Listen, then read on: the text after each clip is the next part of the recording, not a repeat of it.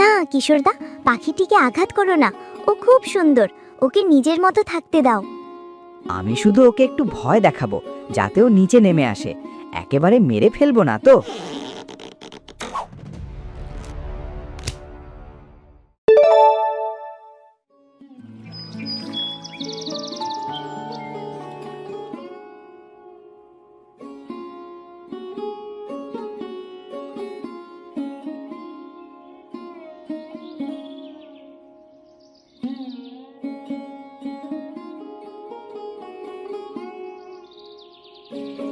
মা বসুমতী, এবারও তুমি আমায় নিরাশ করনি। চারদিকে কি সুন্দর সোনালী ধানের হাসি। আমার হাড় ভাঙা খাটুনি সার্থক হয়েছে।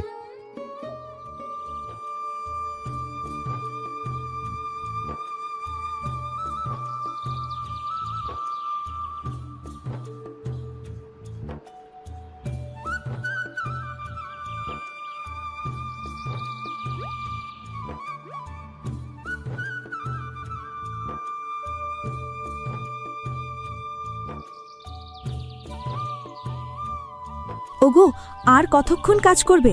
রোদ তো মাথার উপর উঠে এলো, এবার একটু জিরিয়ে নাও। এসো মালতী, তোমাদেরই পথ চেয়ে বসেছিলাম। আজ কাজে এতই ডুবেছিলাম যে সময়ের খেয়ালই ছিল না। বাবা, এবার আমাদের ধান কাটলে কি আমার জন্য মেলা থেকে সেই লাল ফিতে আর মাটির পুতুলটা কিনে দেবে? কেন দেব না মা? এবার আমাদের জমিতে যা ফসল হয়েছে তাতে তোমার পুতুলের সাথে একটা নতুন জামাও হবে। দেখবে গ্রামের সবাই বলবে গোপালের মেয়েকে সব থেকে সুন্দর দেখাচ্ছে। তুমি মেয়ে আর তোমার এই ফসলের মাঠ নিয়েই মেতে থাকো, নিজের শরীরের দিকে তো আর তাকাও না। আরে মালতী, এই জমিটুকুই তো আমাদের অন্নদাতা। এই মাটির সোনা বিক্রি করেই তো আমাদের সংসার চলে। এই সামান্য সম্পদে আমাদের যে সুখ আছে তা হয়তো বড় কোনো জমিদারের অট্টালিকাতেও নেই। গ্রামের প্রতিটি মানুষ হাসি খুশিতে দিন কাটায়, এর চেয়ে বড় পাওনা আর কি হতে পারে?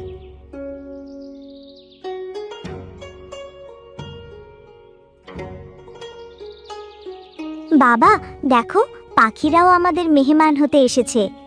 হ্যাঁ রে মা, প্রকৃতি বড় দয়ালু। আমরা যদি তাকে ভালোবেসে আগলে রাখি, সে আমাদের দু হাত ভরে ফিরিয়ে দেয়।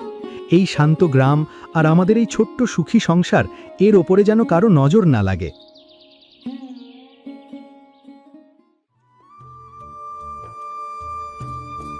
গোপাল, এবার কিন্তু আমাদের নবান্নের আয়োজন গতবারের চেয়েও বড় হতে হবে। তোর মাঠের যা ফলন হয়েছে তাতে তো মনে হচ্ছে পুরো গ্রামকে একাই খাওয়াতে পারবি।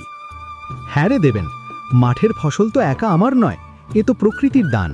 আর নবান্ন মানেই তো ভাগ করে নেওয়া। গ্রামের সবার ঘরে ঘরে অন্ন পূর্ণ থাকুক, এটাই বড় কথা। তা ঠিক বলেছ। আজ সকালে পঞ্চায়েত তলায় গ্রামবাসী সবাই মিলে ঠিক করলো, এবার নবান্নের রাতে গ্রামের মাঝখানে বড় আসর বসবে, গান বাজনা হবে, আর আমরা সবাই একসাথে নতুন চালের অন্ন গ্রহণ করব। দেবেন ভাই, শুধু আলোচনা করলেই হবে? একটু মিষ্টিমুখ করুন। এই নলেন গুড় দিয়ে আজ সকালেই নাড়ুগুলো তৈরি করেছি। বৌঠান, আপনার হাতের নাড়ুর স্বাদই আলাদা। আসলে আমাদের গ্রামের বিশেষত্বই এই, কারো ঘরে ভালো কিছু রান্না হলে পাশের ঘরে তার ভাগ পৌঁছাবেই। এই ভালোবাসা আছে বলেই আমরা এত সুখে আছি। একেবারে ঠিক কথা বলেছিস দেবেন। আমাদের এই গ্রামের ছোট বড় সবাই যেন এক সুতোয় গাঁথা। কারো বিপদে সবাই ঝাঁপিয়ে পড়ে, আর উৎসবে সবাই মিলে আনন্দ ভাগ করে নেয়। কাকামশাই, রোদ বেড়ে গেছে, একটু মুড়ি আর নাড়ু মুখে দিয়ে যান।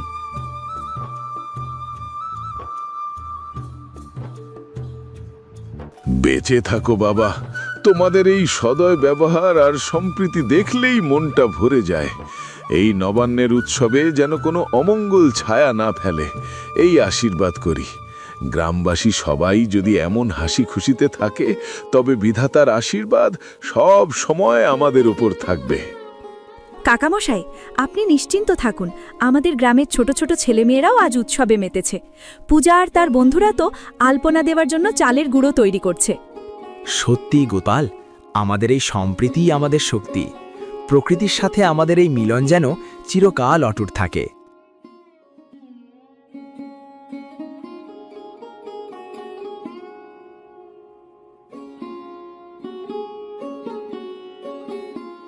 পূজা, রহিম, ওই দেখ গাছের মগডালে একটা পাখি বসে আছে।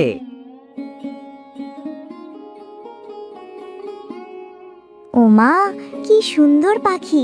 আমি জীবনে কখনো এমন রঙের পাখি দেখিনি।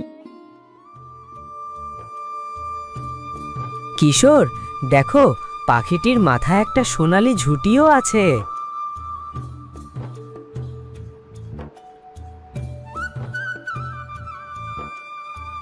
দেখ পাখিটাকে এক গুলতিতে নিচে নামিয়ে আনি কিভাবে। একবার যদি আমি এটিকে নিচে নামিয়ে আনতে পারি তবে হাতে নিয়ে ভালো করে দেখা যেত। না কিশোরদা, পাখিটিকে আঘাত করো না। ও খুব সুন্দর, ওকে নিজের মতো থাকতে দাও। আমি শুধু ওকে একটু ভয় দেখাবো যাতে ও নিচে নেমে আসে। একেবারে মেরে ফেলবো না তো।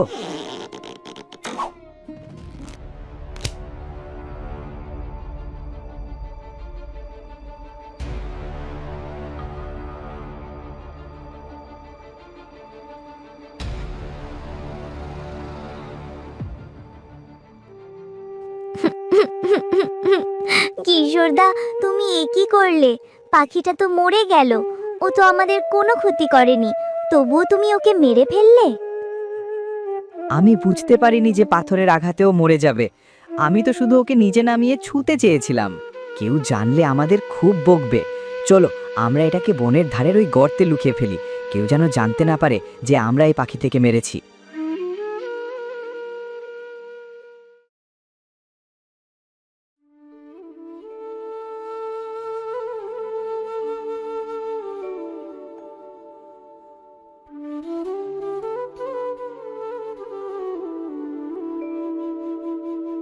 ওগো, বেলা তো অনেক হলো। পূজা কখন থেকে ঘুম থেকে উঠে বসে আছে, কিন্তু সূর্যের তো দেখাই নেই। এমন অন্ধকার তো আগে কখনো দেখিনি। মেঘের ডাক নেই, বৃষ্টি নেই, অথচ এক ফোঁটা আলোও নেই। আমিও তাই ভাবছি মালতী, আজ 3 দিন হলো সূর্যের মুখ দেখা যায়নি। আমার চাষের জমিতে সব ধান গাছ শীতে কুঁকড়ে যাচ্ছে। আলো না পেলে ফসল তো বাঁচবে না।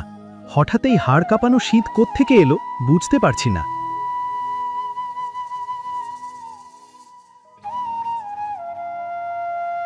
গোপাল ভাই, এ কি বিপর্যয় শুরু হলো আমাদের গ্রামে। আমি নদীর ধার দিয়ে আসছিলাম, দেখলাম নদীর জল জমে বরফের মতো ঠান্ডা হয়ে গেছে। গ্রামের পশু পাখিরা পর্যন্ত ডাকছে না। এক নিঝুম নিস্তব্ধ অন্ধকার যেন আমাদের গিলে খাচ্ছে। হ্যাঁ রে দেবেন, সকাল থেকে তো সেটাই দেখছি। দেবেন, আমার মনে হচ্ছে এটা সাধারণ কোনো মেঘ নয়। এই মেঘের ভেতরে কেমন যেন একটা ভারী বিষাদ আর রাগ লুকিয়ে রয়েছে। ঠিক বলেছিস গোপাল। আমি প্রবীণদের কাছে রূপকথায় শুনেছি, যখন প্রকৃতি খুব বেশি কষ্ট পায় তখন সে এমন অন্ধকারে নিজেকে ঢেকে ফেলে।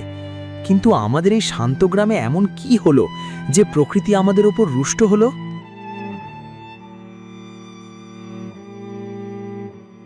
ওগো, দেখো প্রদীপের শিখাটা পর্যন্ত কেমন নীল হয়ে যাচ্ছে। চারদিকে এমন ঠান্ডা যে নিঃশ্বাস নিতেও কষ্ট হচ্ছে। পূজা বলছিল কাল রাতেও নাকি ঘুমের ঘোরে এক অদ্ভুত কান্নার শব্দ শুনেছে। কেউ যেন আকাশ থেকে কাঁদছে। মানুষের জীবন বিপন্ন হয়ে উঠছে দেবেন। রোদ নেই বলে ঘরে ঘরে লোক অসুস্থ হয়ে পড়ছে। শিশুদের অবস্থা সব থেকে খারাপ। এই যদি চলতে থাকে তবে আমাদের এই সোনালী গ্রাম শ্মশানে পরিণত হতে বেশি সময় লাগবে না। আমাদের কিছু একটা করতে হবে। কি করবি গোপাল? মানুষের সাথে লড়াই করা যায়, কিন্তু এই প্রকৃতির অভিশাপের সাথে আমরা সাধারণ চাষিরা কিভাবে লড়ব? আলো ছাড়া তো আমরা সবাই অন্ধ।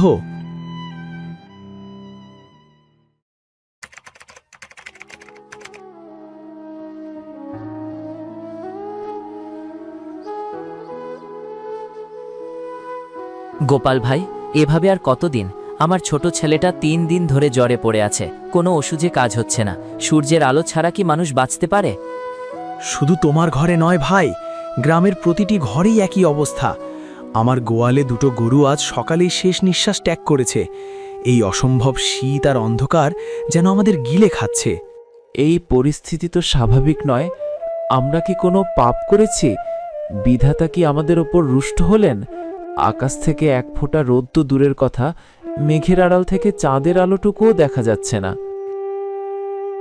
ভাইয়েরা, আপনারা শান্ত হন। ভয় পেলে আমরা এই সংকট কাটিয়ে উঠতে পারবো না। আমি আজ সকালেই আমার জমিতে গিয়েছিলাম, দেখলাম যে ধানের চারাগুলো কাল পর্যন্ত বেঁচে ছিল সেগুলো আজ বরফের মতো শক্ত হয়ে গেছে। ফসল সব নষ্ট হয়ে গেল। যদি আলো না ফেরে তবে এই শীতে আর অন্ধকারে না খেয়েই আমাদের মরতে হবে। গোপাল, তুমি তো বুদ্ধিমান লোক, তুমি বলো আমরা এখন কি করব? এই অন্ধকার কি কখনো শেষ হবে না? গ্রাম জুড়ে শুধু কান্নার শব্দ, মানুষের মন থেকে হাসি মুছে গেছে। কেউ কেউ বলছে এটা কোনো অশুভ জাদুর প্রভাব। আমারও তাই মনে হয়। প্রকৃতির এই আচরণ মোটেও স্বাভাবিক নয়। আমাদের গ্রামের উত্তর দিকের সেই গহীন অরণ্যের কথা মনে আছে আপনাদের? প্রবীণরা বলেন সেখানে এক মায়াবী জাদুকর বাস করেন। হতে পারে সেখানে গেলেই কোনো উত্তর পাওয়া যাবে। কিন্তু গোপাল, সেই অরণ্যে যাওয়ার সাহস কার আছে? এমনিতেই চারিদিকের অন্ধকার আর বরফ শীতল হাওয়া, তার ওপর জাদুকরের রাগ। যদি তিনি সত্যি আমাদের ওপর রেগে থাকেন তবে তো বিপদ আরও বাড়বে। হাত গুটিয়ে বসে থাকলে তো আমরা এমনিই মারা যাব দেবেন। আমাদের বয়স্ক মানুষগুলো আর শিশুরা সহ্য করতে পারছে না। আজ বিকালেই আমি খবর পেয়েছি যে রহিমের ঠাকুরদা আর মোড়লের নাতি খুব অসুস্থ। আমাদের কিছু একটা করতে হবে, একটা ব্যবস্থা আমাদের করতেই হবে।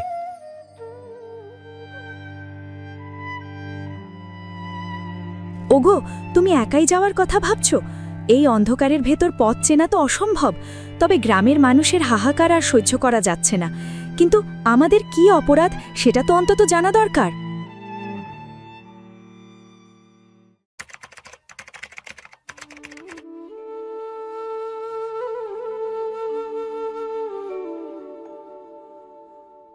গোপাল, সর্বনাশ হয়ে গেছে রে। রহিম কাকার বাবা আর নেই, আর ওদিকে হারুর কোলের শিশুটিও আজ সকালে চিরবিদায় নিয়েছে। গ্রামটা যে শ্মশান হয়ে যাচ্ছে রে ভাই। মানুষ মারা যাচ্ছে আর আমরা কিছুই করতে পারছি না। ওগো, এই শিশুটির তো কোনো দোষ ছিল না, কেন এমন হলো? আমাদের পূজাও ভয় পাচ্ছে, সে ঘর থেকে বেরোতে চাইছে না, সারাক্ষণ কি যেন ভাবছে। দেবেন, আমি কাল সারা রাত ঘুমাতে পারিনি। আমি লক্ষ্য করেছি এই কুয়াশা আর মেঘ স্বাভাবিক নয়। আমি আগুনের পাশে বসেছিলাম, কিন্তু আগুনের উত্তাপ যেন আমার শরীর পর্যন্ত পৌঁছাচ্ছে না। মেঘগুলো যেন এক জায়গায় স্থির হয়ে দাঁড়িয়ে আছে। বাতাস বয় না, অথচ এক অসহ্য শীত আমাদের হাড় পর্যন্ত কাঁপিয়ে দিচ্ছে। গোপাল ভাই, তুমি তো বুদ্ধিমান, কিছু একটা করে আমাদের এই পরিস্থিতি থেকে বাঁচাও। আমরা কি এভাবে না খেয়ে আলো না দেখে শেষ হয়ে যাব? গ্রামের শিশুরা ভয়ে নীল হয়ে গেছে, চারদিকে কেবল মৃত্যু আর শোকের ছায়া।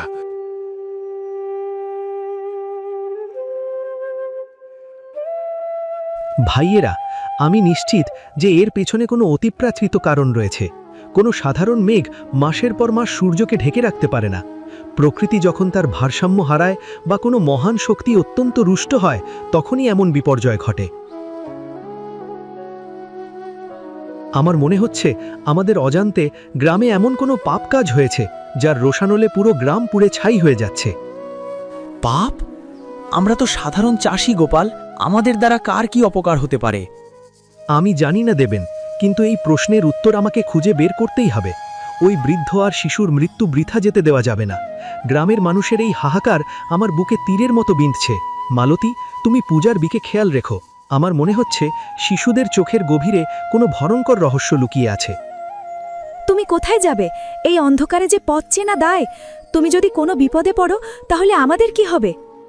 যেখান থেকে এই অন্ধকারের উৎপত্তি, আমাকে সেই উত্তরের গহীন অরণ্যেই যেতে হবে। অভিশাপ হোক বা প্রকৃতির রুদ্ররূপ, সব কিছুর একটা শেষ আছে। আমি সেই শেষ দেখেই ফিরব। গোপাল, যাই সিদ্ধান্ত নিস না কেন ভেবেচিন্তে নিস ভাই। ওই জঙ্গলের পথ কিন্তু অনেক ভয়ঙ্কর। ওগো, তুমি যদি ওখানে গিয়ে কোনো বিপদে পড়ো, এই আত্মঘাতী সিদ্ধান্ত তুমি ত্যাগ করো। এই অন্ধকারের বনের ভেতরে সাধারণ মানুষ পথ চলতে পারে না, আর তুমি যাচ্ছ সেই অভিশপ্ত জাদুকরের সন্ধানে। ওটা মানুষের রাজ্য নয়, মায়াবী শক্তি রাস্তা না। মালতী, ভয় পেও না। ভয় আমাদের সব থেকে বড় শত্রু। তুমি কি শুনতে পাচ্ছ না গ্রামের প্রতি ঘরে কান্নার শব্দ? আজ যারা মারা গেল, কাল হয়তো সেই তালিকায় আমাদের নাম উঠবে। আমি যদি হাত গুটিয়ে ঘরে বসে থাকি, তবে এই গ্রামকে কে রক্ষা করবে?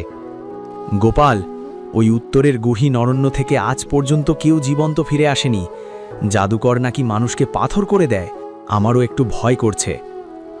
জীবন তো তুচ্ছই দেবেন, যদি তা অন্যের কাজে না লাগে। আমাদের এই গ্রামটি ছিল আনন্দের স্বর্গ, আজ সেখানে জমের রাজত্ব চলছে। আমি অনুভব করতে পারছি এই অন্ধকারের কারণ নিশ্চয়ই কোনো অভিশাপ। ওগো, আমাদের মেয়েটাও অনেক ভয়ে আছে। পূজাকে বাঁচাতেই তো আমাকে যেতে হবে মালতী। যদি আমার প্রাণের বিনিময়ে সূর্য আবার উদিত হয় তাহলে আমি হাসি মুখে তা দিতে প্রস্তুত। গোপাল, তুই বড় সাহসী ভাই। ঠিক আছে, চল একসাথে যাই। যত বিপদ আসুক একসাথে লড়ব। না দেবেন, তোর একটা পরিবার আছে, আর এই অন্ধকারে দুজনে মিলে পথ হারাতে চাই না। তুই গ্রামে থাক, সবাইকে সাহস দে, আর পূজা আর মালতীর খেয়াল রাখিস। যদি 3 দিনের মধ্যে সূর্য না ওঠে আর আমি ফিরে না আসি, তাহলে বুঝে নিবি গোপাল তার শেষ চেষ্টাটুকু করে গেছে।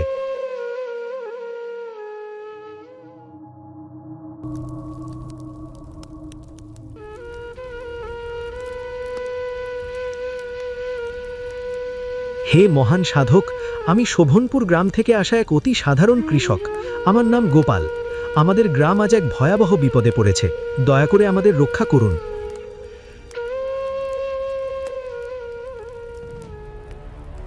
শোভনপুর, ওই নিষ্ঠুর মানুষের আবাসস্থল থেকে তুমি এখানে আসার সাহস করলে কিভাবে? তোমরা কি মনে করেছো তোমাদের অপরাধের কোনো বিচার হবে না? অপরাধ? হে মহাত্মা, আমরা তো নিরীহ চাষি। আমরা কার কি ক্ষতি করেছি?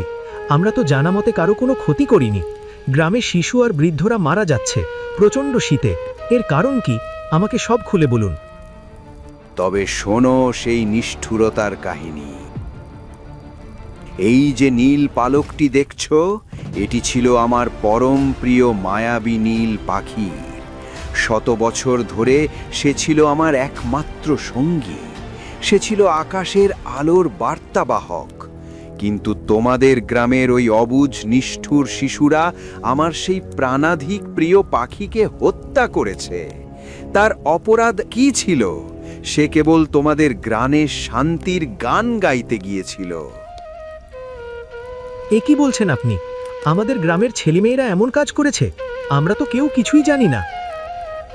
হ্যাঁ, তারা আমার পাখিকে নির্মমভাবে হত্যা করেছে, তাকে যন্ত্রণায় মরতে বাধ্য করেছে। যেই গ্রামে প্রাণের মর্যাদা নেই, সেই গ্রামে আলো থাকারও কোনো অধিকার নেই। যতদিন না আমার হৃদয়ের এই শোক শান্ত হচ্ছে, ততদিন তোমাদের গ্রাম সূর্যের মুখ দেখবে না।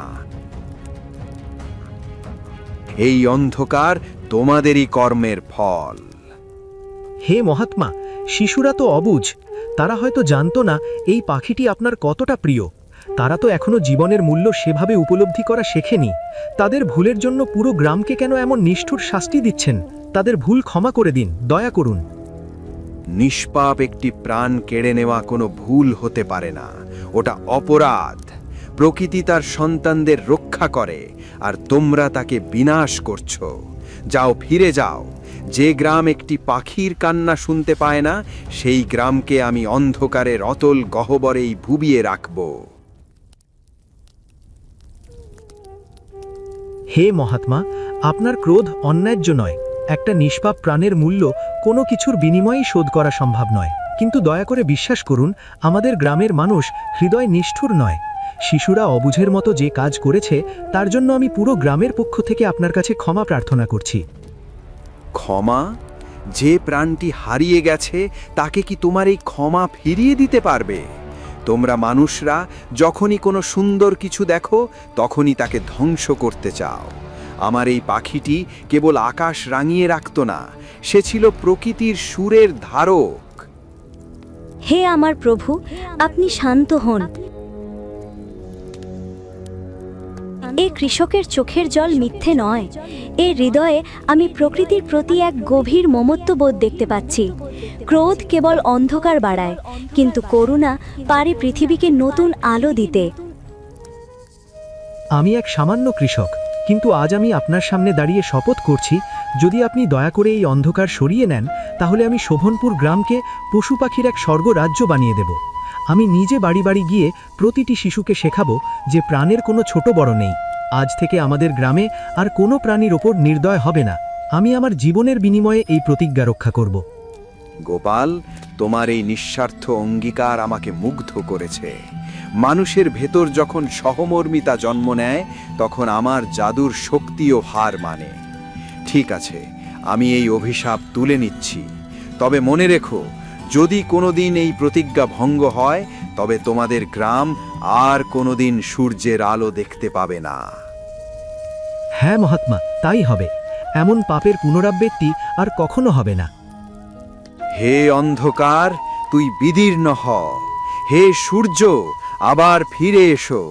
গ্রামকে আবার তোমার আলোয় ভরিয়ে দাও। যাও কৃষক, তোমার গ্রামে গিয়ে দেখো সূর্য উঠেছে, আলোয় ঝলমল করছে চারদিক। আপনার এই ক্ষমা আমি কখনো ভুলব না।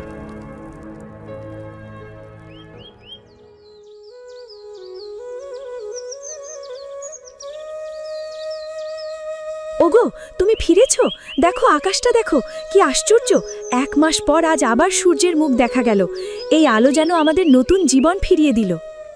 বাবা, বাবা দেখো, সোনালি রোদ আমার গায়ে এসে পড়ছে। আমার আর একটুও শীত করছে না। গোপাল, তুই অসাধ্য সাধন করেছিস ভাই। তোর সাহসেই আজ আমাদের এই মরা গ্রামটা আবার প্রাণ ফিরে পেল। কিন্তু কিভাবে এই অন্ধকার কাটল? গোপাল, তুমি ফিরে এসেছ। তোমার জন্য আমাদের এই গ্রাম রক্ষা পেল। কি এমন অভিশাপ ছিল যা আমরা এভাবে অন্ধকারে তলিয়ে যাচ্ছিলাম? গোপাল, তুমি কি করেছো? আমাদের সবকিছু বলো। এই আলো ফিরে পাওয়ার পেছনের কাহিনীটি অত্যন্ত বেদনাদায়ক। আমাদের এই বিপদের কারণ প্রকৃতি ছিল না, ছিল আমাদের নিজেদের নিষ্ঠুরতা। আমাদের গ্রামের ছোটরা না বুঝে জাদুকরের এক অত্যন্ত প্রিয় মায়াবী পাখিকে গুলতি মেরে হত্যা করেছিল। সেই নিরপরাধ পাখির যন্ত্রণাই আমাদের ওপর অন্ধকারের অভিশাপ হয়ে নেমে এসেছিল। বল কি গোপাল, এমন নিষ্ঠুর কাজ কে করলো? হ্যাঁ তো, আমরা তো কিছুই জানি না। এমন কাজ কে করলো? শিশুরা না বুঝে কাজ করেছে। তবে শুনে রাখো সবাই, এই পৃথিবীর প্রতিটি প্রাণের মধ্যে সৃষ্টিকর্তার আশীর্বাদ থাকে। গাছপালা, পশু পাখি, এরা আমাদের শত্রু নয়, এরা আমাদের পরম বন্ধু।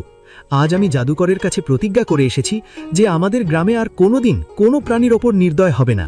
আমরা যদি প্রকৃতিকে শ্রদ্ধা না করি তাহলে এই আলো আবার হারিয়ে যাবে। তুই ঠিক বলেছিস গোপাল। আমরা বড়রা প্রতিজ্ঞা করছি, শিশুদের আমরা প্রাণীর প্রতি দয়া করতে শেখাবো। অন্যায়ভাবে কোনো প্রাণীর প্রতি নির্দয় হব না। এই অন্ধকার আমাদের অনেক বড় শিক্ষা দিয়ে গেল। বাবা, আমরা না বুঝে অনেক বড় অন্যায় করে ফেলেছি।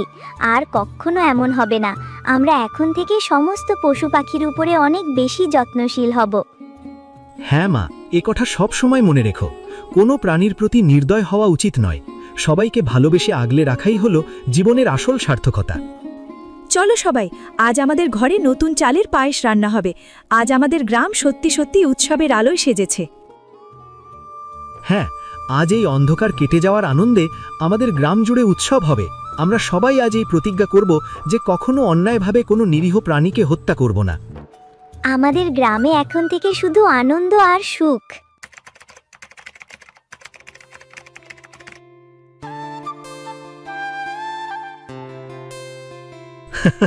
মালতী, দেখেছো, আমাদের ধানটা আজ ভালো দামেই বিক্রি হচ্ছে।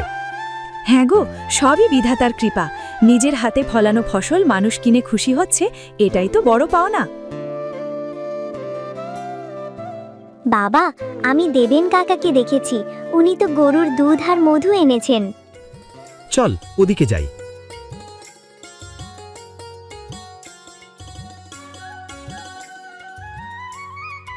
আরে গোপাল, মেলায় এসেছিস? না, উপায় আছে নাকি? এই মেলাই তো আমাদের গ্রামের প্রাণ। ঠিক বলেছিস বন্ধু। দেখ না, সবাই নিজের ফসল এনেছে, কেউ কাউকে ঠকায় না। দেবেন ভাই, 1 কেজি দুধ নিব, একটু মেপে দাও। নিশ্চয়, আমাদের গ্রামে মাপে কম দেওয়ার চল নেই।